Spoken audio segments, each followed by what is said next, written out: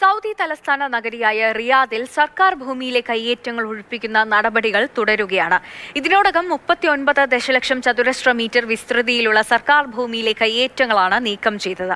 മൊത്തം 657 കയ്യേറ്റ കേസുകളിലാണ് ഇതിനോടകം നടപടികൾ സ്വീകരിച്ചിട്ടുള്ളത്. റിയാദിലെ നഗരങ്ങളിലെയും ഗവർണറേറ്റുകളിലെയും കയ്യേറ്റ ഭൂമി നിരീക്ഷണ കമ്മിറ്റികൾ തീവ്രമായ ഫീൽഡ് ക്യാമ്പയിൻ നടത്തിയതിന്റെ ഫലമായാണ് 39 ലക്ഷം ചതുരശ്ര മീറ്റർ സർക്കാർ ഭൂമി തിരിച്ചുപിടിച്ചത്.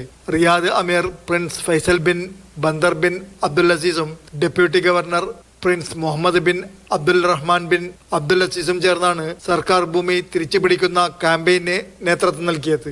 വാദി അൽ ദവാസിർ ഗവർണറേറ്റിലാണ് കൂടുതൽ കയ്യേറ്റങ്ങൾ നീക്കം ചെയ്തത്.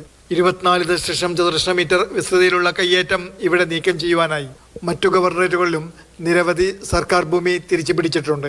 നിയമലംഘനങ്ങൾ കണ്ടെത്തുന്നതിനും നിയമലംഘകർക്കെതിരെ നിയന്ത്രണങ്ങളും നിർദ്ദേശങ്ങളും നടപ്പിലാക്കുന്നതിനും സർക്കാർ ഭൂമിയുടെ സംരക്ഷണത്തിന് യാതൊരു വിട്ടുവീഴ്ചയ്ക്കും തയ്യാറില്ലെന്ന് അധികൃതർ വ്യക്തമാക്കിയിട്ടുണ്ട്.